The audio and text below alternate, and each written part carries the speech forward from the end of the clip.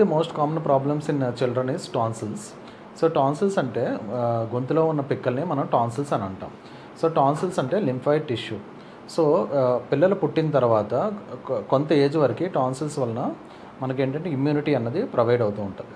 But after some age బాడీలోని immunity develop అయిన తర్వాత టాన్సిల్స్ వలన మనకి ఎటువంటి యూజ్ ఉండదు.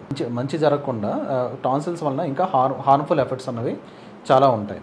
సో ఈ పిల్లల్లో ఏంటంటే టాన్సిల్స్ వలన రెగ్యులర్గా థ్రోట్ పెయిన్ కంప్లైంట్ చేయడం, లేదంటే ఫుడ్ అన్నది సరిగ్గా తీసుకోకపోవడం, ఇవన్నీ కాంప్లికేషన్స్ ఉంటాయి. సో వీటికి ఏంటంటే గ్రేడింగ్ ఉంటుంది. జస్ట్ లైక్ ఎడినాయిడ్స్ మనకి టాన్సిల్స్ కూడా గ్రేడింగ్ ఉంటాయి. Grade 1, 2, 3, 4. So grade 1, grade 2 tonsils వలన మనకి మెడికల్లీ మనం ట్రీట్ చేసుకోవచ్చు.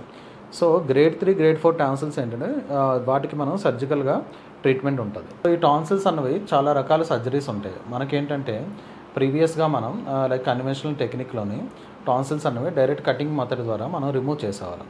సో ఇప్పుడు రీసెంట్గా మనకి ఏంటంటే కోబులేషన్ అనే ఇన్స్ట్రుమెంట్ రీసెంట్గా మనకి వచ్చింది. సో రీసెంట్గా ఉన్న ట్రెండ్స్లోని మనకి కోబులేషన్ వాడితే సో దానివల్ల మనకి పోస్ట్ ఆపరేటివ్గా కాంప్లికేషన్స్ చాలా తక్కువ ఉంటాయి. ఒకటేంటంటే సర్జరీ తర్వాత పిల్లల్లోని పెయిన్ అన్నది చాలా తక్కువగా ఉంటుంది కోబులేషన్ వల్ల. ఇంకోటి ఏంటంటే బ్లీడింగ్ కూడా చాలా తక్కువగా ఉంటుంది కోబులేషన్ వల్ల. సో కోబులేషన్ టాన్సిలెక్టమీ మన సెంటర్లో రాఘవి హాస్పిటల్లో we're doing both coblation tonsillectomy and coblation ఎడినాయిడెక్టమీ.